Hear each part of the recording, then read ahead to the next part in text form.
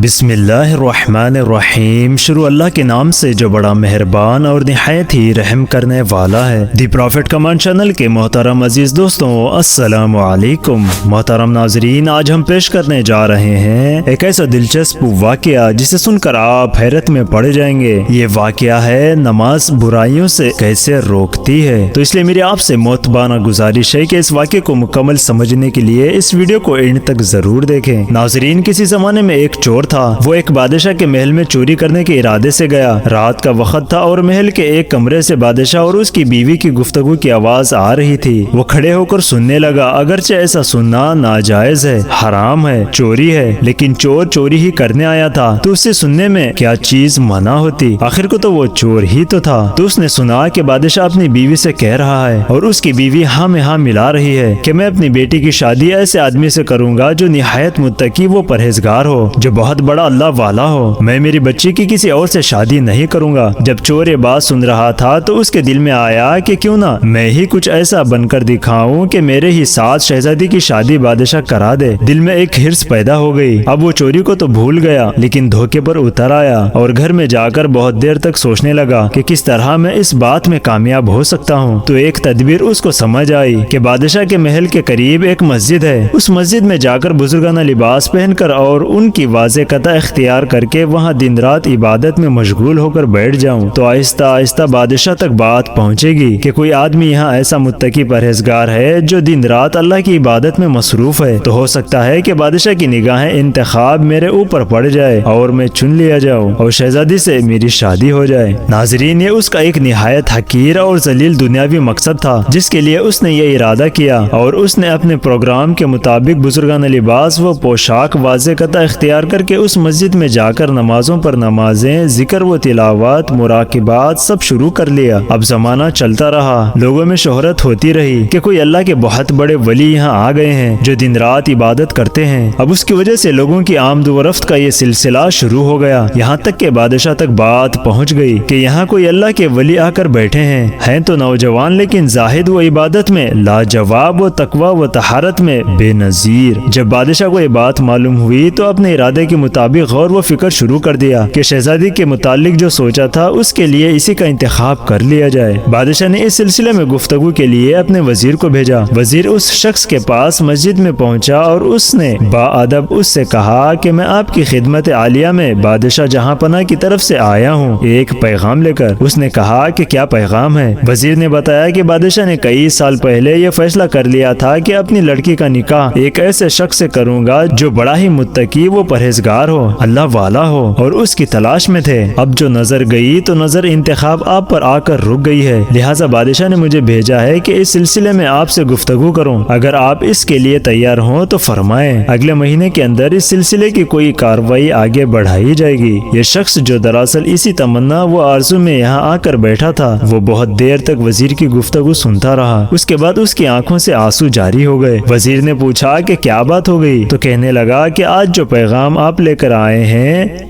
ये पैगाम मुझे मंजूर नहीं है। वजीर ने कहा कि क्यों मंजूर नहीं है। उसने कहा कि देखिए, मैं साफ साफ बात आपको बताता हूँ कि मैं असल में एक चोर था और मैं बादशाह के महल में चोरी के इरादे से एक मर्तबा गया था। फिर जो कुछ भी हुआ उसको सुनाया और उसके बाद उस चोर ने कहा कि मैंने तो ये वाज़े कता इस हिर्स की वजह से इख्तियार की थी, लेकिन जब मैं यहाँ आकर बैठा तो अल्लाह ने मुझे अपना बना लिया। अब बस उसके बाद मुझे किसी की जरूरत नहीं है।